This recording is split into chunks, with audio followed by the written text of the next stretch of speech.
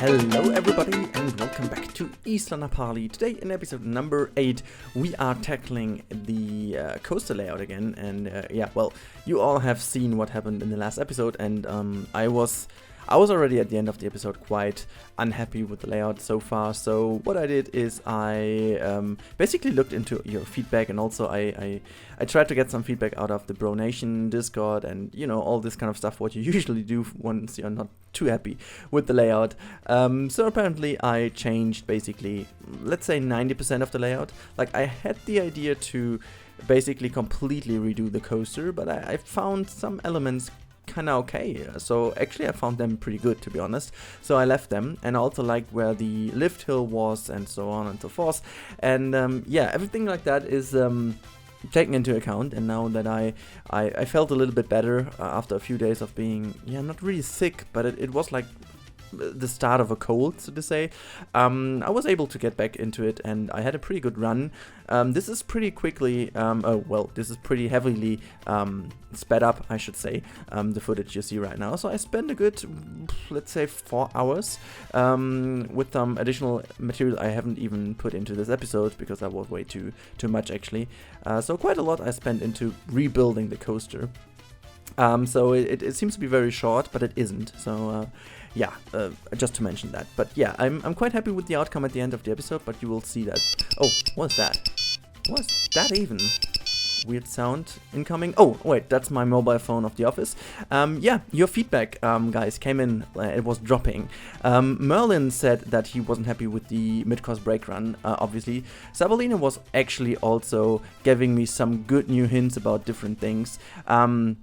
Kobe suggested to take another car, what I actually did in the end. Then we had Lars, who, he suggested something I'm coming to later in this episode. Mike Sheets, basically, he was missing a backstory to the coaster, which I'm giving you in a second. Then we have another comment with a lot of other good input, with our smoothing input. We have a nice comment from Way Pandera, I don't even know. Tilindra also gave me some good feedback, as you can see right here. So, quite a lot of good feedback. Also, someone mentioning that my own criticism was already pretty nice, which I do appreciate. That was it. Like a little bit of a short introduction to your feedback, guys, as a little bit of a message to my very old but yet classic office phone. I obviously could have gone a little bit more into detail with these comments. If you are interested to read all these comments in detail, guys, please make sure to stop the video over there and just read them. But I didn't want to annoy you with a too long intro of all these comments, but I found it just a very fun way to enlarge my, so to say, office interior with a mobile phone. Like you have seen already my pinboard, you have seen already my little computer I'm working on in the Isla Napali office, and you have basically seen now my mobile phone I'm using, which is not even a smartphone, but it's cool. So all of these things pay into account.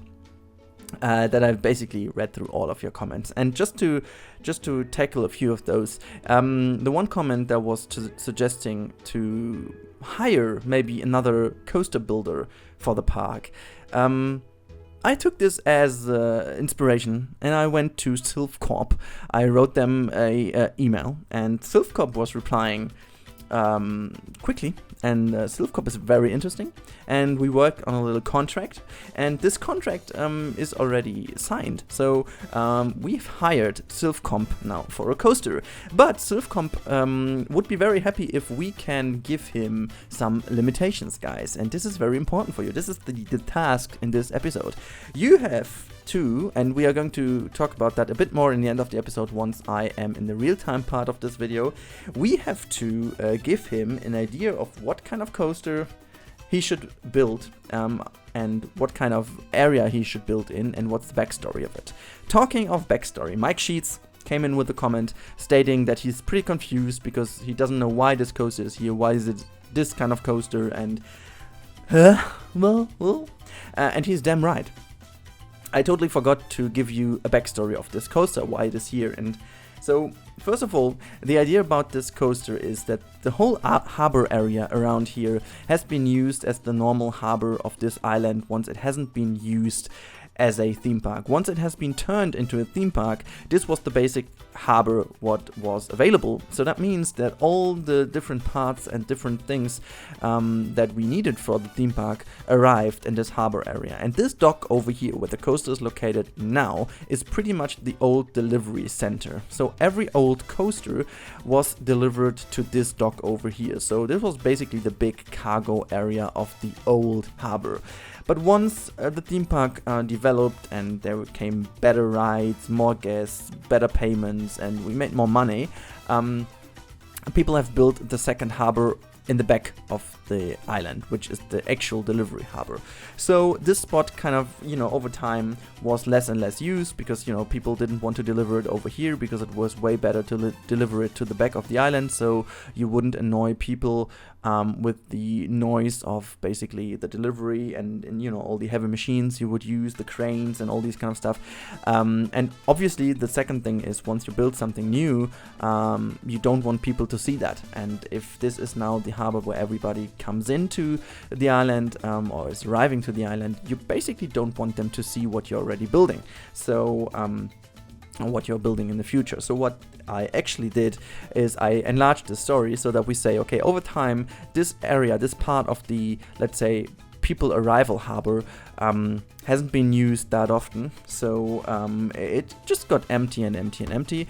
And so as the park developed, the newest installation, so the newest ride of this park has been put here. And obviously once the newer harbor area was installed at the back of the island, there was this empty spot, but we haven't had the technology to build a coaster that close to the docks, because basically you have to think, and now as this series is all about realism, we have to think about the weather again and again and again. And so if you're building that close to the sea, you will have a constant kind of spray that goes to the coaster. So it's always wet, it's always salty, so there's a lot of salt around in the sea, which then is going by wind, and spray from the sea is coming to the coaster. So maintenance costs for all the old rides would have been way too high for the park.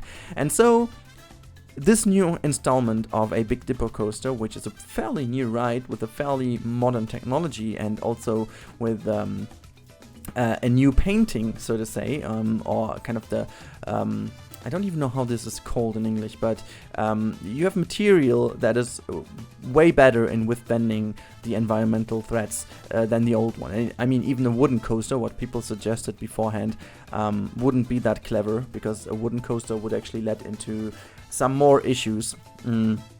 And naming those would obviously be the threat by water, but also having the constant need of drying out the wood and all these kind of things would make it a lot more complicated to have these rides here. But yet we have the technology with the Big Dipper coaster, and this is the reason why the Big Dipper coaster now is located here. So it is the newest installment to the park. It is also the newest installment in terms of rides in general in the park, and it has also been built as kind of an eye catcher. So to talk about the problem that we would have around here when we were talking about the view of the mountains, it does kind of block it a little bit, but not too heavy. So it's still okay. I'm gonna show you in the live part, but it is, yeah, I think it is.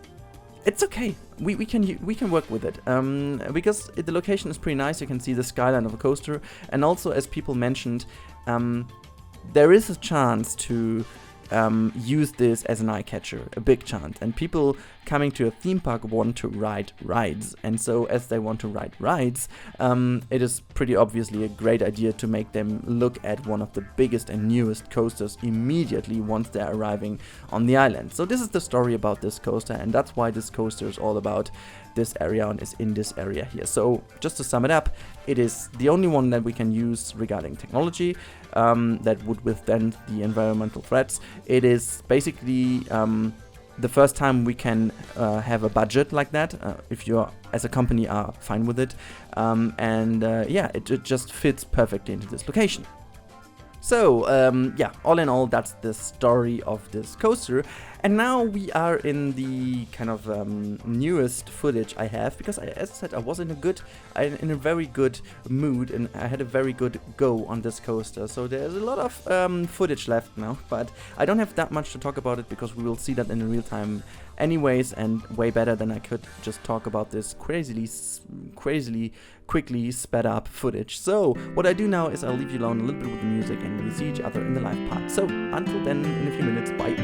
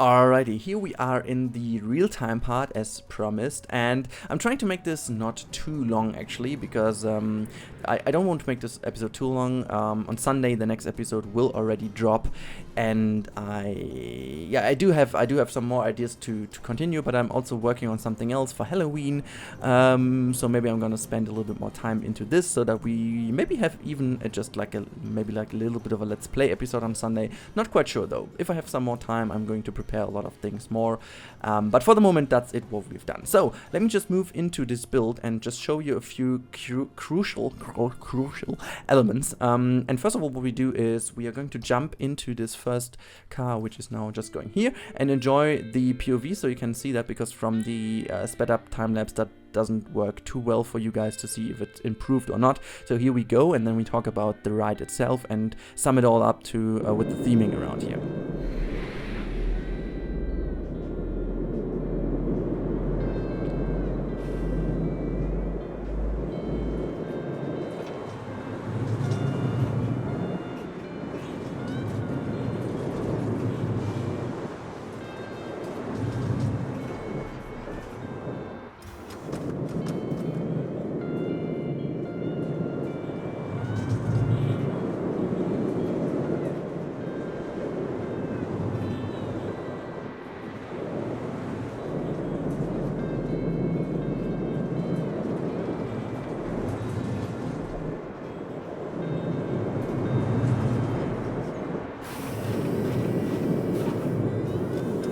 Alright, so I am quite happy with the overall layout. So obviously it has to be that compact. So obviously if we look at Lost Gravity, for example, it is not as tight as this one, and at some point I'm not even completely sure if that works. So this, for example, over here is very, very tight to each other. So if we just speed up for a little second to see this coaster passing by, there we go. So it is okay. So if we would just, we also have to look at, people would just kind of reach out their arms. I mean, these kind of dummies don't have any arms. But if we go over here, I think it is too close potentially. So if you would have your arms completely stretched out to the left, you potentially would go against this one. So I was considering to move that a tad bit over here as well. Or the other possibility was to make kind of the walkway on my own, just to move it slightly inwards a bit, because there is some space left. Because moving this over would also mean that we get closer to this part over here. So it is very, very, very, very tight over here. I think it works. I think we can get along with it. But it is very crucial to get this right, because we are talking about realism.